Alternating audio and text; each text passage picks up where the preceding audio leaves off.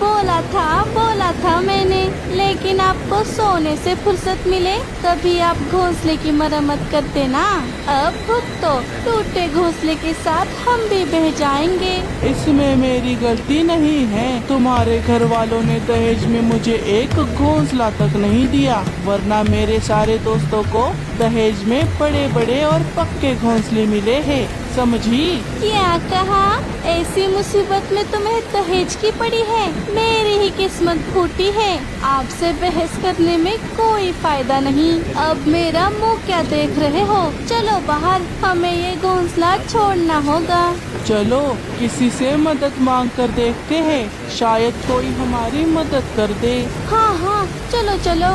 गोरी और लल्लू तेज बारिश में उड़ते हुए किसी से मदद मांगने चले गए और वो मदद की पुकार लेकर बुआ जी के घर आ गए। चलो गोरी, बुआ जी को आवाज लगाकर मदद मांगो। क्या कहा? पिछली बार भी मैंने ही मदद मांगी थी और उसके बाद क्या हुआ था, याद है ना? अच्छा रुको। बुआ जी, ओ बुआ जी, दरवाजा खोलिए। अंदर बुआ जी बारिश का मजा लेते हुए चाय पकौड़ों का लुत्फ उठा रही थी। बुआ जी, अरे बुआ जी, दरवाजा खोलिए। हाँ, ये लल्लू इस बारिश में यहाँ पर क्यों आया है?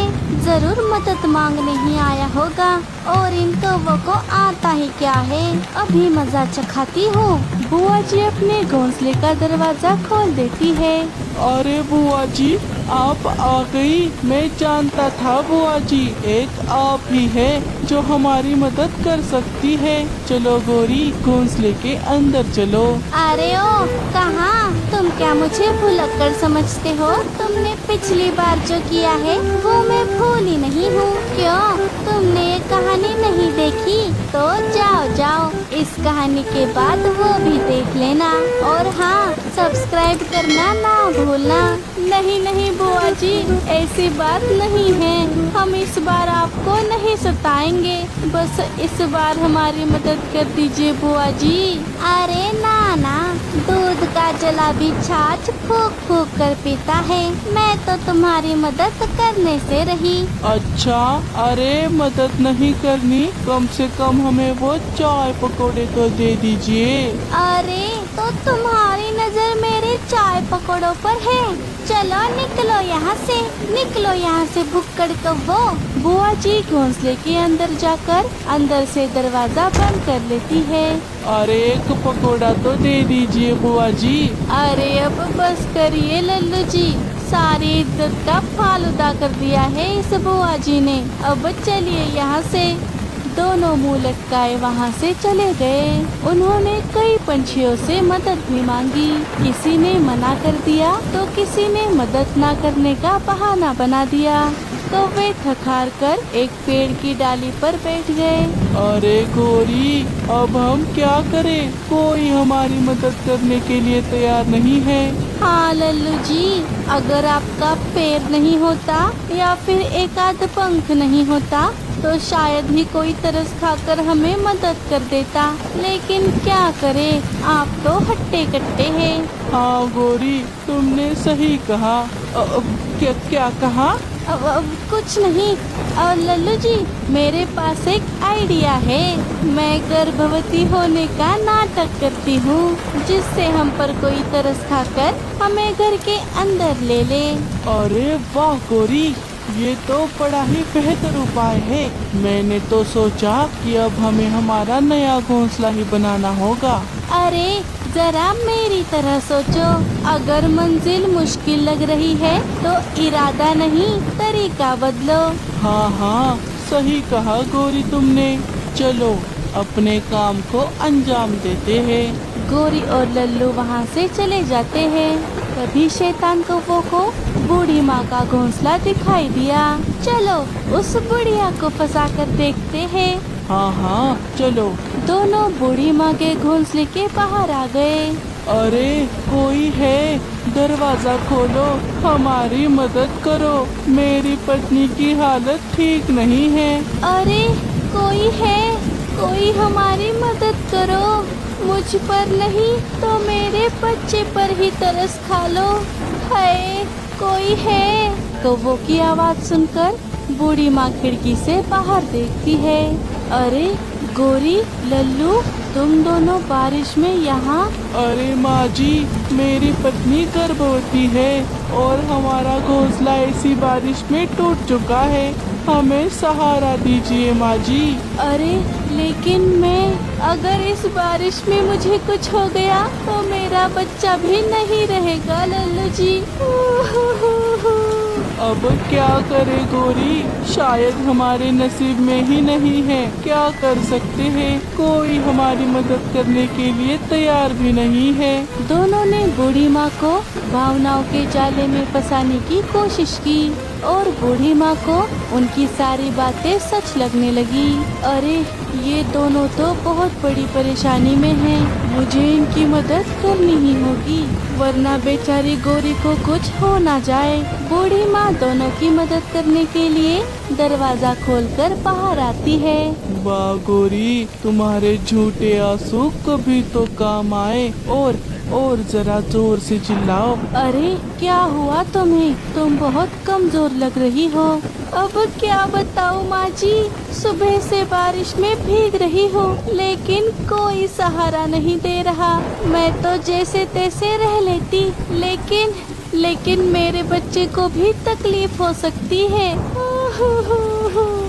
गोरी की बातों से बूढ़ी माँ बहुत भावुक हो गई। अरे चलो जल्दी से दोनों घर के अंदर आ जाओ। ये सुनकर दोनों कौवे खुशी से मन ही मन में उड़ने लगे।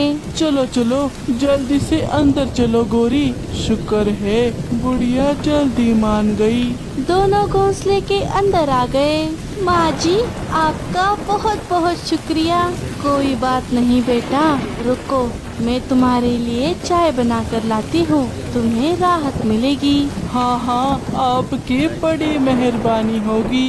बूढ़ी माँ चाय बनाने चली गई। लल्लू जी देखा आपने मेरा जादू, हमें एक घोंसले के साथ सेवा करने वाली बुढ़िया भी मिल गई।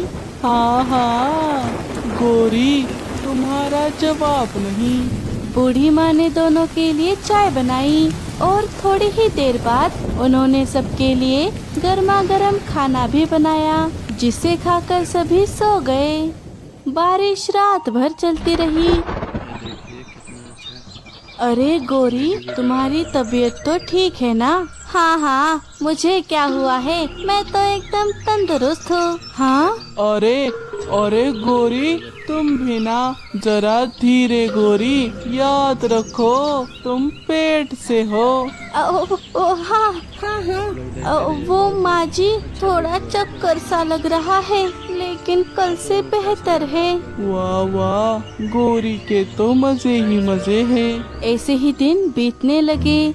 गोरी बूढ़ी माँ से अपनी सेवा करवाने का एक भी मौका नहीं छोड़ती। खुद तो उनका छोटा सा काम तक नहीं करती। अनाज लाने से लेकर उसे पकाने तक का सारा काम बूढ़ी माँ को ही करना पड़ता। लल्लू जी पता नहीं, मुझे जरा कमजोर सा लग रहा है। मुझे तो कुछ चटपटा और तीखा खाने का मन कर रहा है, जैसे कि गोलगप्पे।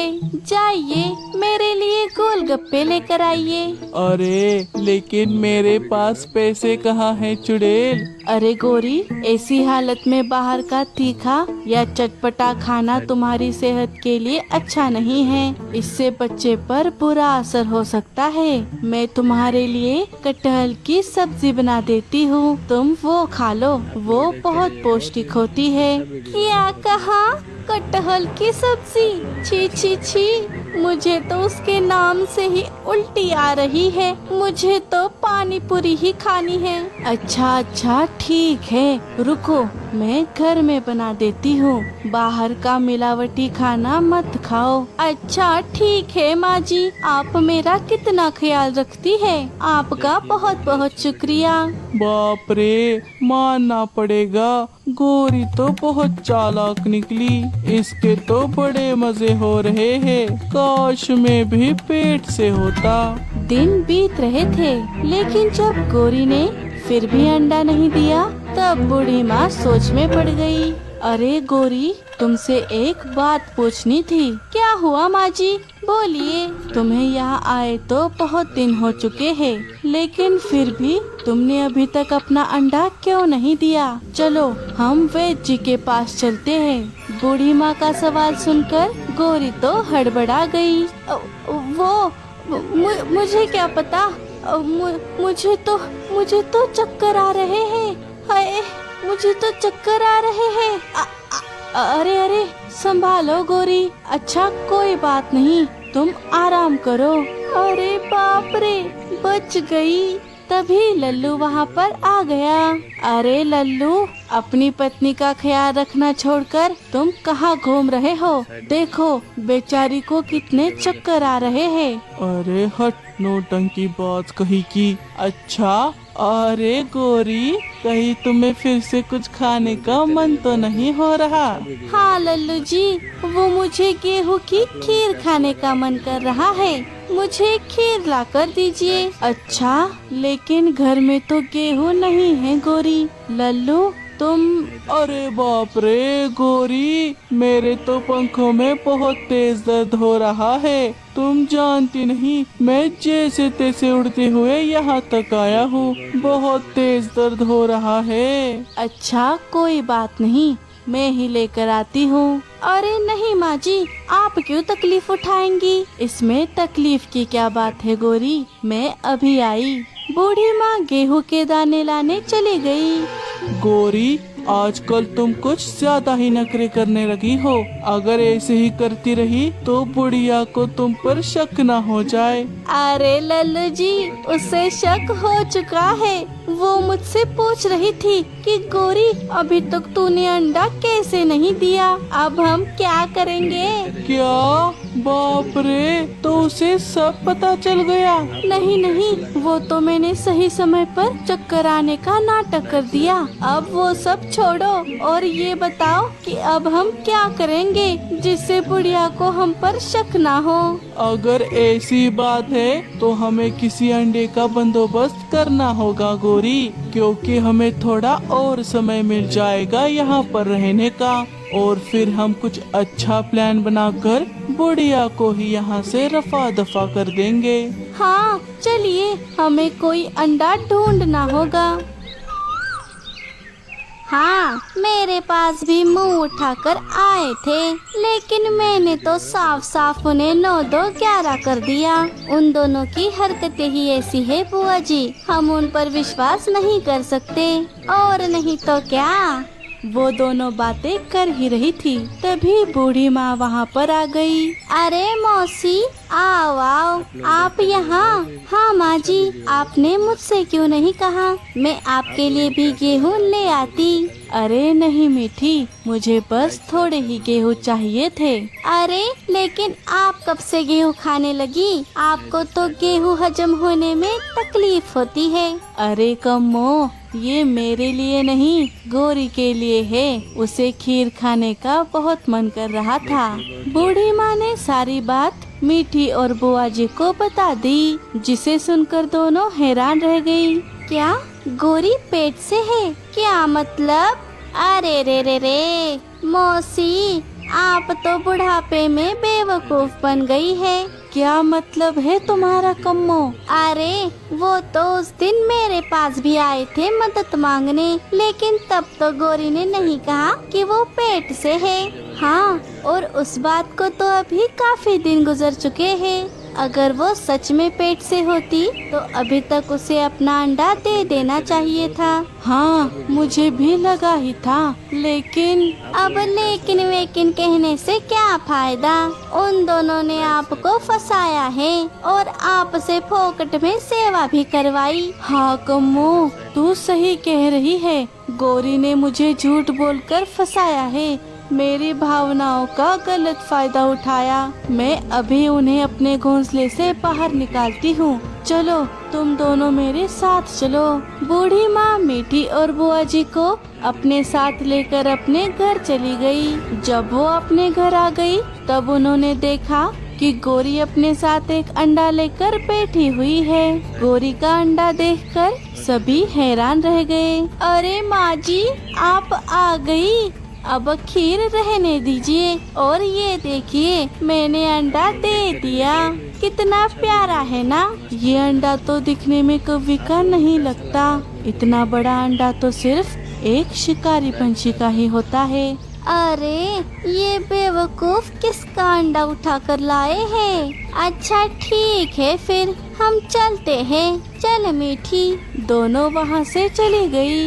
अरे बुआ जी अब हम क्या करें। गौरी ने तो बड़ी ही चतुराई से किसी का अंडा लाकर उसे अपना कह दिया। कोई बात नहीं मीठी, उसका भांडा तो फूटना ही है। तभी एक शिकारी चिली अपने अंडे को ढूंढती हुई वहाँ से जा रही थी। वो मीठी और बुआ जी को देख लेती है और उनके पास आ जाती है, जिसे देखकर मीठी और बुआ जी बहुत डर गई। भागने की कोशिश भी मत करना। क्या तुमने मेरा अंडा चुराया है? अगर चुराया है तो चुपचाप दे दो, वरना मैं तुम दोनों को कच्चा चबा जाऊंगी। क्या? हमने नहीं, हमने आपका अंडा नहीं चुराया। अरे मीठी, लगता है गौरी ने इसी का अंडा चुराया है। गौरी? कौन गौरी? बताओ मुझे, वरना। बताना क्यों, हम सीधा आपको उसके पास लेकर चलते हैं। उसने आपका अंडा चुराकर एक बुढ़िया का घोंसला भी हड़पा है। चलिए आप उसे मजा चखाइए। बुआ जी चिली को बूढ़ी माँ के घर ले जाती है, जहाँ पर चिली अपना अंडा देखकर बहुत ही गुस्से में आ गई। गौरी को देखकर चिली का गुस्सा 7वें आसमान पर पहुँच गया। ये देखिए, यही है वो कौवी जिसने आपका अंडा चुराया है। तुम यहाँ चिली? अरे नहीं, शिकारी चिली। गौरी अब हम क्या करेंगे? कौवी, तुम्हें क्या लगा तुम चुपके से मेरा अंडा चुराकर भाग जाओगी और मुझे पता भी नहीं चलेगा? अब तुम दोनों तो गए। चिली ने लल्लू और गौरी की खूब पिटाई की। आइंदा से ऐसी हरकत की तो तुम्हारी खैर नहीं। बुआ जी ने मुझे सब कुछ बता दिया है। अब तुम दोनों की यही सजा है। तुम दोनों बूढ़ी माँ की सेवा करोगे। उनके खाने पीने से लेकर सारा काम तुम ही करोगे, समझे? और अगर तुमने ऐसा नहीं किया तो याद रखना, चंदा चिली नाम है मेरा। इतना कहकर चिली वहाँ से चली गई। तुम्हारा शुक्रिया कम्मो, तुमने मुझे समय पर नहीं बताया होता तो पता नहीं गौरी मेरा कितने दिनों तक फायदा उठाती। हाँ, कोई बात नहीं। अब देखो मैं इन कौवों का क्या हाल करती हूँ। अरे इतने तो पकोड़े मैंने आज तक खाए भी नहीं जितने मुझे बनाने पड़ रहे हैं। अरे जल्दी जल्दी हाथ चलाओ निकम्मो। मैंने मीठी को भी बुलाया है, उसकी भी थाली पकोड़ों से भरनी चाहिए, समझे? इसे कहते हैं दूसरों का दही चुराने गया और छाछ में ही डूबकर मर गया। लल्लू कौवे की माँ जंगल में लल्लू कौवे का घर ढूंढ रही थी, लेकिन उन्हें कहीं पर भी लल्लू का घोंसला नहीं दिख रहा था। अरे ये लल्लू का घोंसला पता नहीं कहाँ चला गया है। पहले तो आसानी से मिल जाता था, अब तो रास्ते भी ठीक से समझ नहीं आ रहे। तभी कम्मो बुआ वहाँ से गुजर रही थी। वो लल्लू की माँ के पास आ गई। अरे माँ जी, आप कौन हैं? जंगल में नई लग रही है। हाँ बहन जी, मैं लल्लू की माँ हूँ। अपने बेटे से मिलने आई थी, लेकिन मुझे उसका घोंसला ही नहीं मिल रहा। अच्छा, लल्लू की माँ है तो आप चिंता क्यों करती है? चलिए मैं आपको लल्लू के घर ले चलती हूँ। अच्छा, बड़ी मेहरबानी होगी।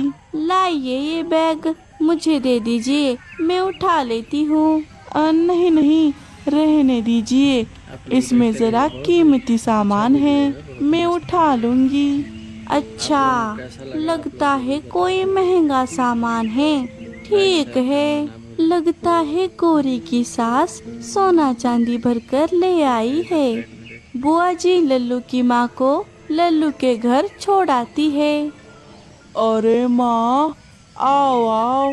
अरे ये बुढ़िया यहाँ क्यों आई है? अरे बेटा, मुझे तो तेरा घोंसला ही नहीं मिल रहा था। वो तो भला हो उस बुआ जी का जिसने मुझे तेरे घर छोड़ दिया, वरना मैं तो वापस ही जाने वाली थी। अच्छा, तो उस बुआ ने ये सब किया है? उसे तो मैं बाद में देखती हूँ। क्यों बहू, कैसी हो? अब तक तो मजे में थी, अब आगे का पता नहीं माँ जी। अब इसकी ऐसी खातिरदारी करूँगी कि एक दिन में ही भाग जाएगी। अगले दिन गोरी उसकी सास के खाने में बहुत ज्यादा नमक डाल देती है। जैसे ही सब खाना खाने बैठते हैं, वो उसकी सास को नमक वाली थाली दे देती है। सभी खाना खाने लगे। अरे ये क्या बहू, खाने में तो नमक बहुत ज्यादा है। क्या कह रही है सासू माँ? लल्लू जी, क्या आपको भी नमक ज्यादा लग रहा है? नहीं तो माँ, ऐसा क्यों कह रही हो? नमक तो एकदम बराबर है। देखा सासू माँ, आपको हमेशा ही मेरे बनाए खाने से तकलीफ होती है। आप तो हमेशा ही मुझ में कमियां निकालने का बहाना ढूंढती है। अरे नहीं नहीं बहू, तू गलत समझ रही है। रहने दीजिए, एक काम कीजिए, कल से खाना आप ही बना दीजिए। क्या? हाँ हाँ माँ, वैसे भी तुम्हारे हाथ का खाना खाए कितने दिन हो गए। अच्छा ठीक है बेटा। ऐसे ही गोरी अपनी सास को काम लगाने के तरह तरह के बहाने ढूंढती थी। कभी उसे घर का सारा काम लगाती, तो कभी उसी के काम में गलती निकालकर उसकी बेइज्जती करती। लेकिन इधर कम्मो बुआ ने पूरे जंगल में ये बात फैला दी कि गोरी की सास बैग भरकर सोना चांदी लेकर आई है। एक दिन गोरी नदी पर पानी पीने आई थी, तभी उसकी सहेली हरियाली तोती वहाँ आ गई। अरे वाह गोरी, तेरी सास तो बड़ी अच्छी है। ऊपर वाला करे सभी को तेरे जैसे ही सास मिले। किया हरियाली, तेरा दिमाग तो ठिकाने पर है ना? अरे तूने ऐसा क्या देख लिया मेरी सास में जो तू इतने गुणगान गाए जा रही है? अगर इतनी ही पसंद आ रही है तो उसे अपने घर ले जा। अरे मैंने सुना तेरी सास बैग भर के सोना चांदी लाई है, वो भी तुझे देने। हमें तो बुआ जी से पता चला। क्या कहा? सोना चांदी? लेकिन मुझे इसके बारे में सासू माँ ने कुछ नहीं बताया। मुझे लगता है वो तुझे परखना चाहती है। तो उसे काम वगैरह मत लगाना और उसकी खूब सेवा करना, फिर तो वो सारा सोना तुझे दे देंगी। हरियाली, तूने ये बात मुझे बताकर मेरे भाग ही खोल दिए। चल चल, मैं चलती हूँ, अपनी सास की सेवा भी तो करनी है। गोरी खुशी खुशी अपने घर लौट आती है तो वो देखती है कि उसकी सास घर में झाड़ू लगा रही है। अरे अरे सासू माँ, ये आप क्या कर रही है? लाइए लाइए, ये झाड़ू आप मुझे दे दीजिए। आप मेरी सासू माँ हैं, बिल्कुल मेरी माँ जैसी। मैं आपको काम कैसे करने दे सकती हूँ? जाइए जाइए, जाकर आराम करिए। अरे अरे बहू, तू ये क्या बड़बड़ा रही है? तेरी तबीयत तो ठीक है ना? ला इधर वो झाड़ू, मैं लगा देती हूँ। ना ना सासू माँ, मैं इतनी भी बुरी नहीं हूँ जो अपनी सास से काम करा लूँ। अब से आप करेंगी आराम और मैं करूँगी काम। तब से गोरी खुद ही सारा काम करती और अपने सास की भी खूब सेवा करने लगी। ऐसे ही कुछ दिन बीत गए। गोरी रोज ही उसकी बैग चुराने की कोशिश करती, लेकिन वो उसे नहीं चुरा पाती। अरे पता नहीं कब तक इसकी सेवा करनी पड़ेगी। सोते वक्त भी तकिए तले लेकर सोती है। आखिर चुराऊं तो चुराऊं कैसे? दादू दादू, चलिए ना, मेरा बॉल उस पेड़ के पास खो गया है। मुझे ढूंढ कर दीजिए ना दादू। अरे जग्गू, तू तो हमेशा ही अपना बॉल खो देता है। चल मेरे साथ चल, मैं अभी तेरा बॉल खोज कर दे देती हूँ। दोनों बाहर चले गए। अरे वाह, जो काम आज तक कोई नहीं कर पाया वो मेरे लाल ने कर दिया। अब बुढ़िया की बैग से सारा सोना चुरा लेती हूँ। कहाँ है जग्गू तेरा बॉल? यहाँ पर किसी ने जमीन को खोदा है। लगता है उस शैतान बबलू ने मेरी बॉल इस जमीन के अंदर छुपा दी है। अच्छा रुक, देखती हूँ। ये बच्चे भी ना बड़े शैतान हैं। जग्गू की दादी जमीन में बड़ा सा गड्ढा खोदती है तो उसे वहाँ पर एक सोने चांदी से भरी पोटली दिखाई देती है। अरे बाप रे जग्गू, ये देख, हमें तो बहुत सारा सोना मिल गया। क्या सोना? अरे मेरा बॉल ढूंढना है, सोना नहीं। अरे चुप कर, मैं तुझे नया बॉल खरीद कर दे दूंगी, वो भी सबसे बढ़िया। क्या सच में? हाँ हाँ, अब चल घर, हम सारी बात तेरी माँ को बता देते हैं। हम अमीर हो गए बेटा। इधर कव्वी अपनी सास की बैग को खोलकर देखती है तो उसमें कोई सोना चांदी नहीं था। उसमें तो बस उसका रोज का सामान था। कव्वी ये देखकर बहुत गुस्से में आ गई। अरे अरे अरे, सारी मेहनत बेकार हो गई रे। इस बुढ़िया के पास सोना क्या, एक फूटी कौड़ी तक नहीं है। सारा बना बनाया प्लान पानी में बह गया। आने दो उसे, आज उसे घर के बाहर निकाल कर ही रहूंगी। तभी वहाँ पर जग्गू और उसकी दादी आ जाती है। वही रुक जाइए सासू माँ, अंदर आने की जरूरत नहीं है, निकल जाइए मेरे घर से। अरे बहू, तू ये क्या कह रही है? मुझसे कुछ गलती हो गई